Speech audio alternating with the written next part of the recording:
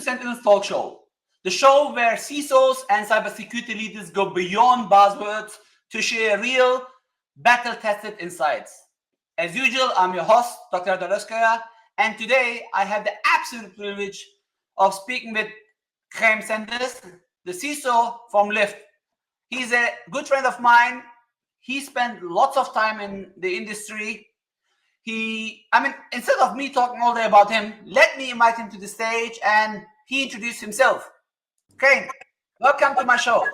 Thanks for having me, Erdal. It's great to see you again. Honestly, it's always a great pleasure to be with you online, physically, or even on the phone. Thank you again. So Who are you? Where do you work? What do you do? Yeah, absolutely. My name's Chaim Sanders, as you said. I work as the CISO for Lyft right now, which is a rideshare company in the US. Before that, I was at Okta doing identity security. And before that, I was in both government, academia, consulting, really all over the map in terms of the security space. I've done nearly everything you can do in the space. You speak in conferences, I know that too. Yeah, speaking at conferences, talks, talking to people, trying to promote education of the space as well. There's a lot of different ways that we can make the next generation of security folks more effective than we are today. And truly, that's what I love the most about you. If you're ready, let's start helping the community. Sure, now, let's jump into it.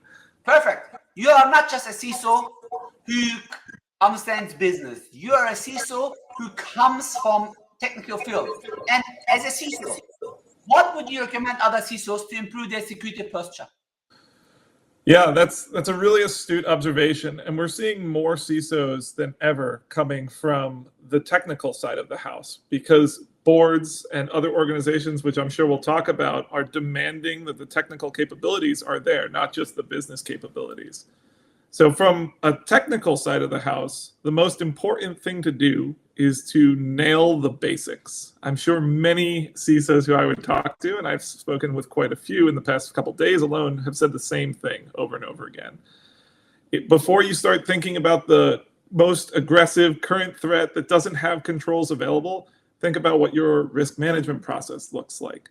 Think about deploying basic controls that are available today to provide things like multi-factor authentication, provide things like vulnerability management, supply chain dependency analysis, determine whether or not your machines are compromised. So things like endpoint EDR, endpoint detection and response. These types of basic tools aren't so simple to master. And once you do master them, once you are in the top 10% of the users of that base of tool, you'll really give your organization a head start against attackers who are otherwise going to be using traditional techniques most commonly and not going to be leveraging that 0 day that you need to defend against. They're not going to be leveraging the most advanced tactics. So again and again, the answer is always going to be, you got to do the basics well and better than your nearest competition so that when they fall, you don't fall to the same problem. Honestly, I love what you said, and it always comes to this. Many CISOs, while know they have to follow the basics, many still believe that buying products, that when someone gets hacked, they think, oh, we had the most sophisticated attack. Honestly, someone who comes from the academia, like yourself, like myself, when we look at the attack patterns, like ransomware, is it new? No. People say, oh, yeah, 2016, 2017, WannaCry. No. The first ransomware attack happened in 1980s in a hospital with a physical floppy disk encryption. So it just evolved. And if we follow the basics, as you said, I'm pretty sure we're going to be in a much better state. So talking about this, what is the biggest challenge in making the recommendations that you just mentioned? Yeah, it's easy to say follow the basics. I'm pretty sure, someone who has lots of experience like you faced lots of challenges. How did you overcome? Yeah. One of the biggest issues that you're going to face as a CISO, and really throughout the cyber industry as it matures, is it is a risk management environment. You're dealing with risks to a business, and evaluating them without an understanding of how the business works or what it values is not going to be an effective measure.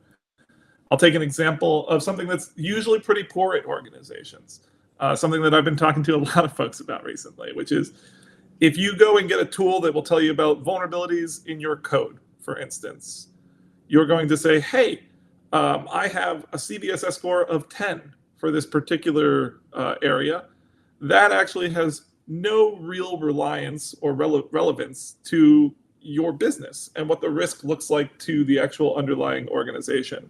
You've seen a lot of focus on this from the SEC lately with materiality clauses where they say your actual issue needs to be reflected from a materiality perspective for the organization. And so many times you might see ransomware, for instance, or you might not even hear about it, but it happens. Ransomware in a part of the business that's not material to the organization. Is that a 10 out of 10 risk? Well, from the tool's perspective, it is. But from a CISO's perspective, you really need to put things in the right context in order to be sure of how you're going to rank things and how you're going to escalate and prioritize your issues and your risks that you see. Thank you, Chaim. Really great insights. So my other question is going to be then straight away. You work in an innovative company, Lyft. How do you balance innovation with risk, especially when enabling new business technologies like AI, cloud, or IoT? IoT is, I think, also important with you because you have thousands of drivers, cars all across US. I think this question can help CISOs who often face pressure from both business enablers and protectors, and your answer can hopefully give them some insights to improve their posture. Yeah. This is a tricky one. It's actually a tricky one even compared to many of the folks who you've had on this show before. And that's because based on the organization you're supporting, the risk tolerance changes rather drastically. So when we start talking about securing, for instance, a stuffed animal manufacturer, where we actually have the most amount of 8Ks in the past year is in manufacturing, or breaches in the past year, that security and risk tolerance looks a lot different than securing a government or a bank or healthcare. And this is how you sort of have to balance risk. You can't come in to a board or even a technical group that are reporting to you and say, we need to solve everything and we need to spend more and more money. You cannot do that in an effective way. You have to say, what are the most important things to resolve for us? What are most likely to be the risks that we're going to see? You talked about ransomware as a common risk, and the origin of that almost all the time now is phishing. I don't know the last time I saw, SQL injection leading to humongous data breach. It's not that common because it's so simple to go do phishing. And we have some protections. And effective, right? For doing a SQL attack, you have to go one by one or create some scripts, but phishing, send it to millions of people, and within 1 hour, there's going to be at least 10% clicking based on Microsoft Digital the report which they published recently. Yeah. And we've started seeing controls against phishing, right? We've seen phishing-resistant MFA becoming widely ubiquitous within the industry, or approaching more ubiquity, I guess I'll say. And we've started seeing attackers moving to the next easiest target. We started seeing, for instance, targeting weaker members of the employee base. So IT help desk getting reset, like we saw with MGM. We saw with Marks and Spencer's just early this week that it was, at least it's been reported that it was consultants from Tata that ended up being the ingress point. Whether or not that remains to be true. And we saw with Coinbase earlier this week. Exactly, same way. Yeah, the attackers are going to go with the easiest route. Getting a computer science degree is not going to be the route that most attackers are going to go with, and like reverse engineering, coming up with a protocol, understanding. They're going to just go with the easiest route, and that's what you have to start by defending against.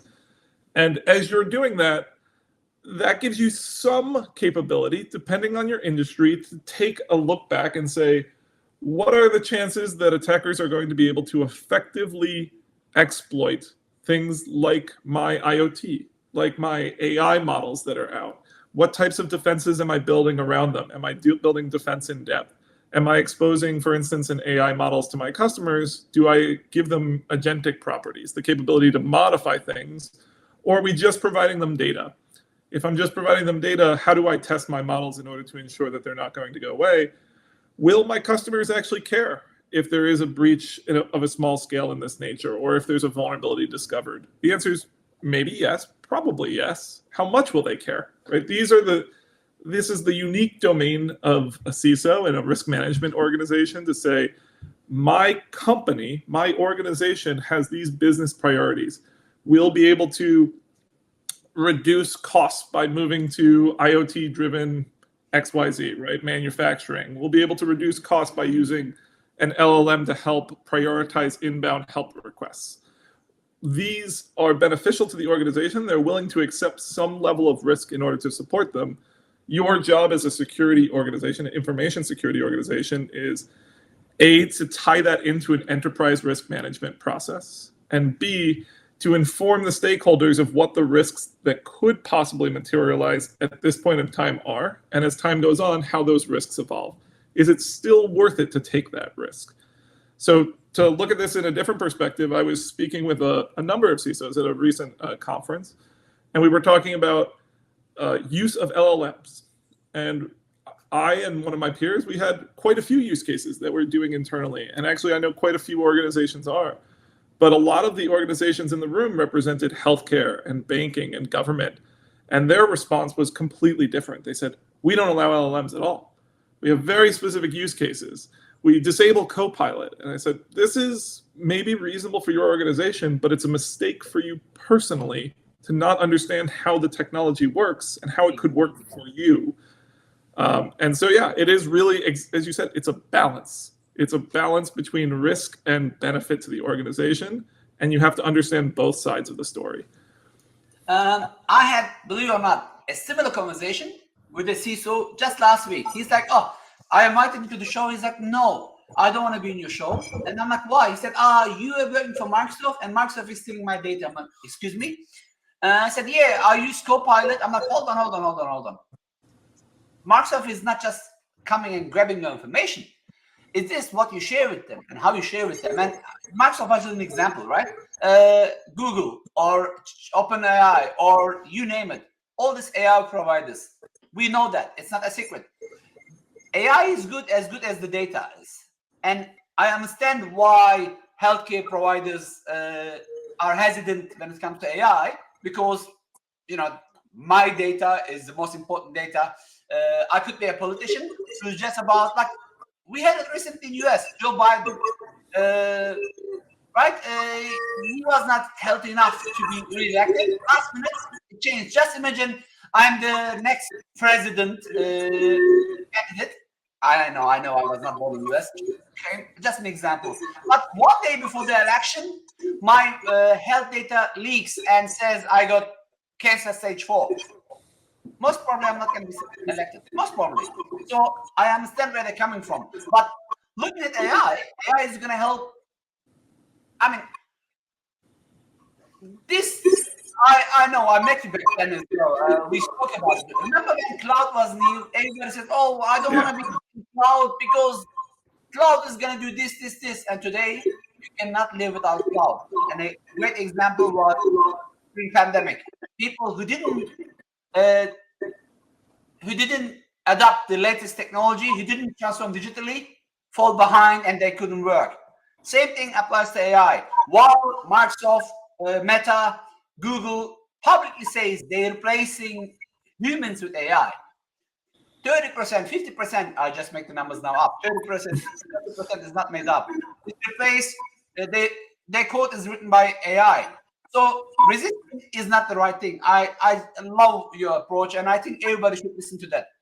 I agree. I'll give another example. You gave the example about cloud. It's more recent, but I like to look back at history. It tends to repeat itself as you're demonstrating. Exactly. But if we walked into a security office from 1998, which didn't exist, right? But let's pretend we had security like we had today then, and we said, hey, we're going to take that desktop off the desk. We're going to unlock it, and we're going to let people carry it around. Oh, and we're going to make internet wireless. We're going to make internet wireless. No so way. you'd say, absolutely not. We can't do that. But the reality is that if you don't do that as a business, then your competitor is going to do that unless there's regulation that's stopping them from doing it. And then they'll be able to compete with you far more effectively. You need to be able to be dynamic with the business that's coming around. And this is a lesson that security folks have learned the hard way time over time. I remember, as you were sort of saying, when we met many years ago, we were talking about risks from cloud when it was first coming out.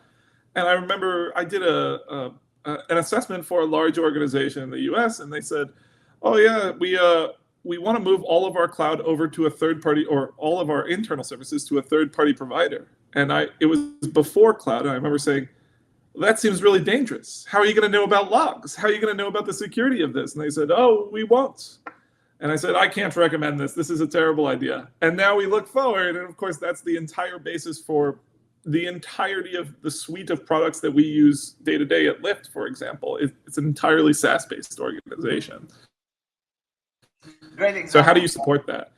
And Great example. how do you deal with that risk, right? Like the last thing you talked about is someone says, Microsoft is stealing my data. It's like, well, so are all the other third parties that you use, if you believe that. So then what are you going to put in place? Are you going to put DPAs in place? Are you going to put BAAs in place? What are you going to do when your vendor, for instance, won't accept a BAA because they don't want the HIPAA liability, which is becoming a very common practice these days? How do you deal with third-party security? Well, the answer is we're finding out that third parties are the cause of almost every breach that's not related to privacy fines. I just talked about Marks and Spencer's. That was a third-party consulting firm. We talked about Coinbase, where we're talking about BPOs. So this happens consistently, and we've seen this time over time when we start talking about, I'll give a T-Mobile example, right? The T-Mobile breach started from networking hardware. That networking hardware is a third party. How do you secure these? How do you ensure what that is that a third party? Tell me. I mean, just imagine, forget about Lyft but just imagine how are you going to work without Windows, Apple, or Harmony, if you're in China, OS or Linux. Do you know any other? I mean, like, how are you going to work without Okta today? How are you going to work without Google Drive or O365? Exactly. How are you going to work without internet? Your internet is third party as well. Unless you are, 95% of the majority percentage of the companies still use an ISP, which means everything flows through ISP. And there, we can start talking about academic style attacks like BGP, routing and whatnot.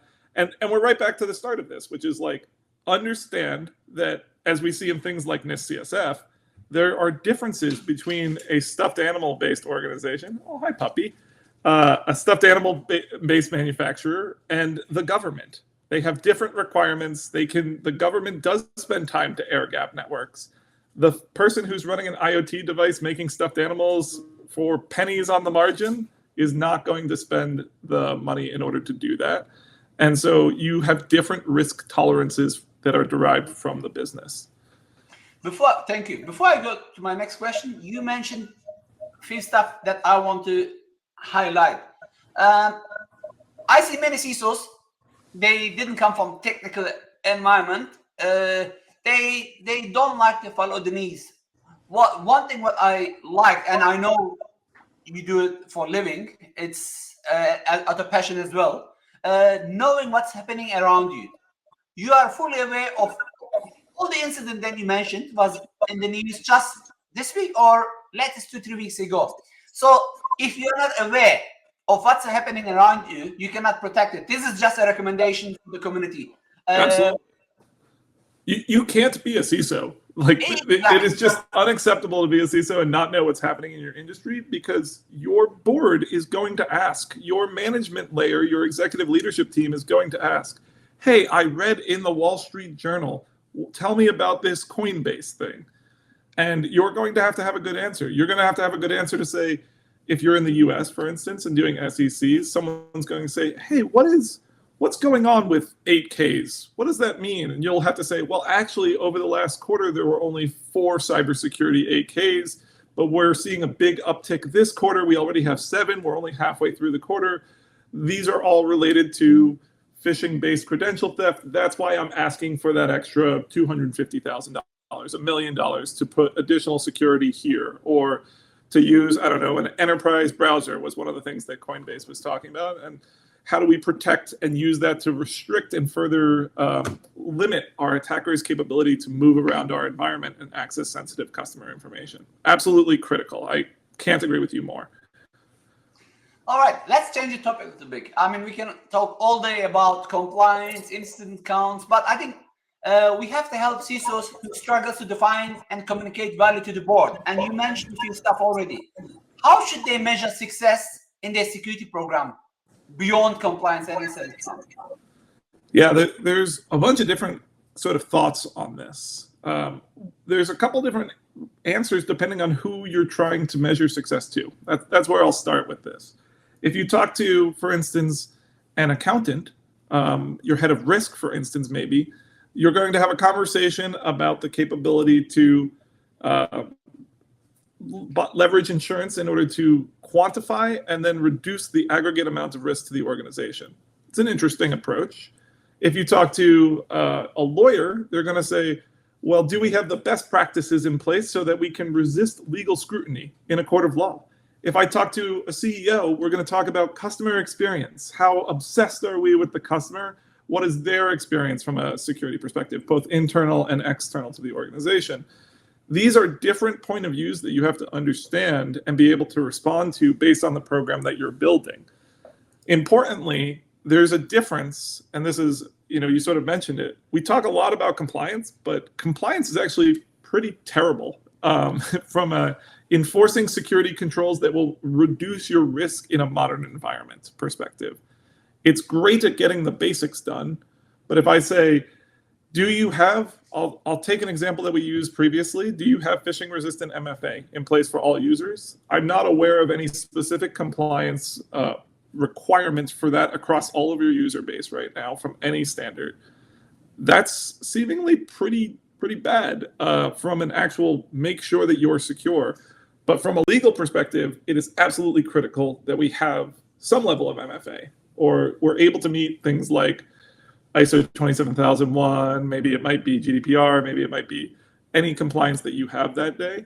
And so the business can't function in certain respects from the compliance perspective, but from other respects, it can't function from the lack of technology perspective. And it really depends on which leader you're talking to, how you're going to measure that level of success, how you're going to quantify that, what KPIs you're going to use, and what story you're going to use to sell that. Thank you. Talking about all this, I'm pretty sure you also kept an eye at RSA, which happened a few weeks ago. In RSA, there was a great topic by George Curtis, CEO of a very big cybersecurity company, and he said CISOs needs to find a way to the board. If they don't have a seat on the table, those organizations are in trouble. So many security leaders are fighting for a voice at the top table. What advice would you give to CISOs trying to elevate security from a technical function to a board level strategic priority? You need to understand a couple different things. Most importantly is that these are not technical stakeholders. In a certain sense, that's true for your executive leadership team, depending on the organization you're in. But more often than not, your CTO is going to be somewhat technical. Your CIO is going to be somewhat technical, and they'll be allies to you in those conversations. When you start talking to the board, almost always, really depends on the organization, but almost always we're focused on folks with accounting backgrounds or backgrounds that can help the organization be successful. They might be on many boards. And so you're both going to have to tell a story that they can understand. You're going to have a limited amount of time to tell this story, usually less than half an hour. There are very few boards that spend hours on cybersecurity. They have many more topics to cover. And then you're going to need to do so in a way that is understandable to them. So metrics like, here is the amount of incidents that are occurring. Here is the amount of risk in our environment. Here is the compliance assessments that we've done over time and how we're scoring and how we're improving against them can be very helpful, while tying it back to things that they're familiar with. So I mentioned some of those, right? Some of those is like the news. They understand the news. They're going to ask you questions about it. They're going to ask you, hey, Alphabet had a $1.375, I think, billion settlement with Texas AG. What's our exposure to that? What's our exposure to TikTok's $530 million GDPR fine last week, 2 weeks ago, right? These are big incidents that are going to come up, and you can tell your narrative under those guises while also providing them predictable, reproducible numbers, and remembering that they're likely going to not remember everything you say. So you need to consistently reiterate that process through and say, here's where we're investing, here's why we're investing, here's how we could do this better if you think that this is appropriate. And it really depends on the board how you're going to phrase that.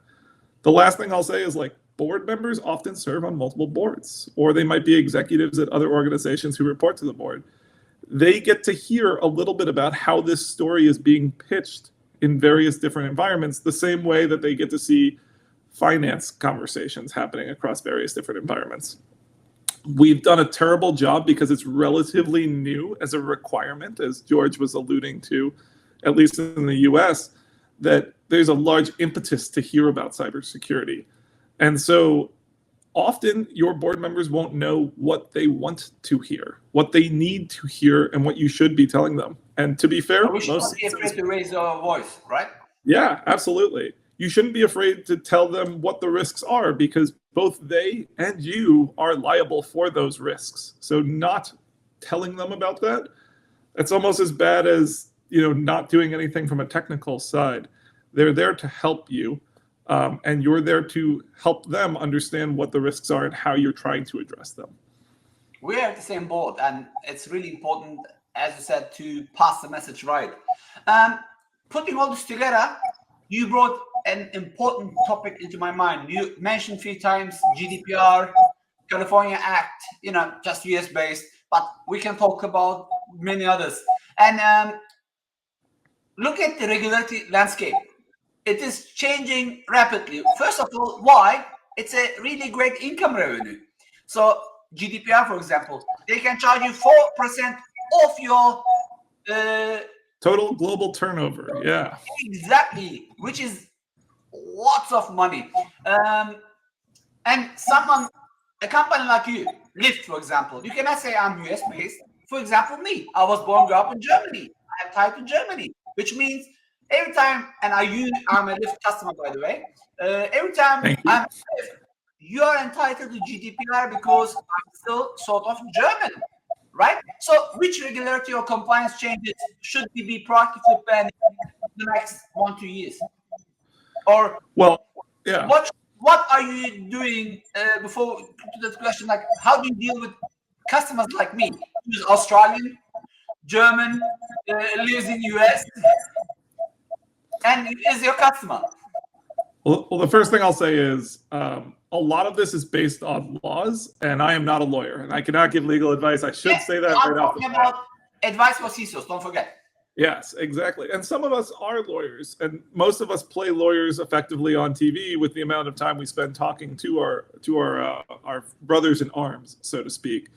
Yep. It's important that we're seeing this not as just a source of revenue, although the Texas AG settlement does seem to be a trend that is a little bit scary in that sense, but also as a forcing mechanism where organizations would not do this. There's no capitalistic incentive to demonstrate privacy because most people don't differentiate what they're going to buy based on privacy. I don't go to the supermarket, even as a privacy leader, and pick up a jar of peanut butter because one has a better privacy program than the other. I don't even know about it. Organizations and brands don't differentiate on it. It's not a differentiator to the customer, and so they don't do it.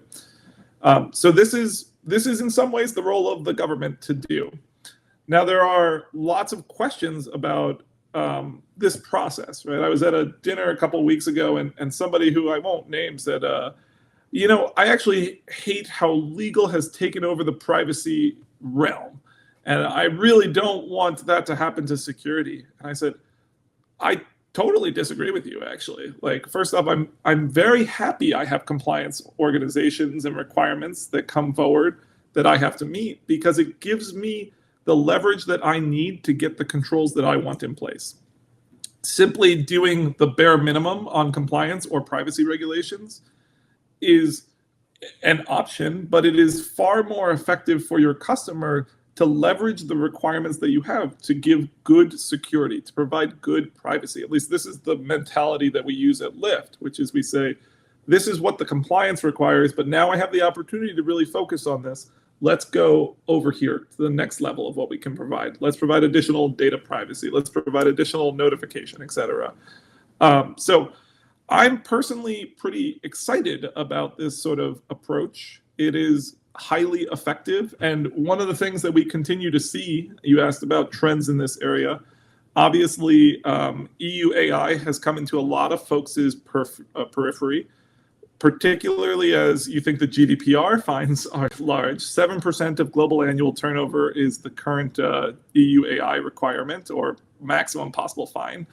Now, of course, it's important to highlight that those risks that emerge from these legislations, one is trying to prevent getting the fine from occurring at all, following the legislation. But also, if you are trying to do that, but you can't for some reason, right? You just don't have enough time. Almost nobody, I don't think anybody that I know of, has actually hit the maximum GDPR fine of 4%. So the other part of it is, one is impact, and the other is likelihood. One is likelihood, trying to prevent the fine from occurring, and one is impact, trying to reduce the size of the impact of the fine by saying, I'm not purposely skirting this. I've done X, Y, Z in order to make my program as compliant as possible. We are planning to do Y, but we never got to it, and now we'll have to do it, and we'll take a fine as part of that, and we'll work towards bettering ourselves. We admit that this is the situation, and working with the regulators, be it the California AG, which you just mentioned for CCPA, or like the data authorities out in the EU, to really understand what problems you have and leverage that opportunity to be successful. So yeah, we've seen EU AI. I'll say the California CCPA regulation has a draft statement out for algorithmic decision making, which is very similar in nature to some of the AI regulations, but more encompassing. This is definitely where we're starting to see this go, at least from our point of view. Obviously, we continue to see things around targeted advertising. That's pretty hot, particularly in the EU, but I think we'll see some more of that coming out of the US at various states. And you start seeing, from the regulation perspective, states overruling or overriding things like HIPAA and providing additional controls to cover individuals with healthcare records. So we saw that from New York, we're seeing that from Washington. So there's a lot of that above and beyond, and it's a major onus on companies to continue to follow the regulation, but it is good for them ultimately to be able to do so. Thank you. One more question actually that I want to ask. Usually it's very rare that I meet with CISOs that I'm a customer as well. Now, I don't know if you can talk about it, but I'm a Lyft customer, and I'm not just saying that because you are here. You know that I protect, I care about my security, and I know who's leading the security and privacy at Lyft, and that's why I know I can trust you. But because you know me well, I travel a lot. As a result, I spend lots of time within your cars, within your service. More importantly, my kids are using Lyft as well. So how do you protect my data, my friend? Yeah, I mean, it's a tough question, and it's a question that you should ask all the security people in your life, which is, how do I know you're doing a good job? There's some obvious ways that we can demonstrate this, right? Like any major organization, we're beholden to various different compliance requirements, be it PCI, be it ISO 27001, be it things like CCPA, which we just mentioned from the California side. We also go beyond that and do things that many other organizations do to assess our general industry capabilities, things like NIST CSF, things like gap assessments along the way. But we could talk about compliance all day. And we can talk about compliance because it's a really good measuring stick to be able to say, this is not something operating out of your grandmother's garage. This is actually a situation where we have tens of people working full-time to support security and privacy operations. A company has made an investment here. The sort of second way, though, is really where we invest from the technical side. So there's this compliance pillar, but there's also the stay ahead of general best practices in terms of the actual technical capabilities of your organization. As a SaaS-based organization, which is very rare, we have 0 servers pretty much on premise or in a data center. Everything is in cloud providers. We have very strong capabilities to do things like move to phishing-resistant MFA, to require that for every access, for every single capability within our environment, with no real exceptions, right? This is a good capability. We can do things like invest in areas that we are not technically legally required to, but are helpful to us to drive. Things like data classification tagging, where we can say, hey, this data does have customer data in it, even though we manually tagged it the wrong way once. Now we can automatically review it and then make decisions about who can access that data and when they can access it and how it can be accessed and how we audit that. So being able to know about your environment and spend on security not just helps, obviously, the customer, it actually helps make a better product overall. It is more useful to the customer to know about what their privacy capabilities are, what the security capabilities are of the organization, if they want to have and become a power user for your app and have faith in you as a company. And that's what we try and do. We try and stay well ahead of the competition. We try and go and provide evidence of the fact that we're doing this, and we obviously invest. The fact that I'm here as a heavily technical resource leading an organization is just one aspect of the evidence that we continue to invest in cybersecurity and privacy at a large scale. Thank you. All right. I mean, you and I, we can talk all day. But before I close up, you and I worked in multiple projects together. I don't know if you still remember. We were in the blueprint of a very popular cybersecurity certification, which is called Cybersecurity First Responder. Then you contributed in my book as well. And today, I'm just giving a free ebook for everybody who watches the show. They can just scan the QR code at the end or look at the comments. My Incident Response for Business Continuity book will be available for free, which I think you contributed either in that one or the cybersecurity guide. I don't remember, but doesn't matter. Free book is always good. I think resources like that is valuable for all of us. And Chaim, I really appreciate your time. I know how busy you are. This is not just a favor for me. This is a big favor for the whole CISO community. And as you know, this is a global initiative. At LinkedIn, we have more than 7,000 people. And this is, all across the globe, and we're going to grow together because we are only better together. And as you mentioned, look, incidents can happen, but we have to learn from each other because we can only defeat cybercrime if we work together. Absolutely. Couldn't have said it better myself, Erdal. Before I let you go, do you have any closing notes? You keep doing what you're doing. Part of the solution is education, as you said, and that could be via books, that could be via LLMs, that could be via talk shows. It is everything that you can digest as a leader or as someone growing to be a leader is going to make you better. There's no harm in learning from what others are doing. And I appreciate you taking the opportunity to have me on and try and further that end goal. Anytime, my friend. Thank you very much. With this, we're coming to the end of one more show. Actually, this is probably the first show that you're going to watch. Chaim was my first guest, and we're going to have many others coming very soon. So keep in touch. Thank you very much for watching.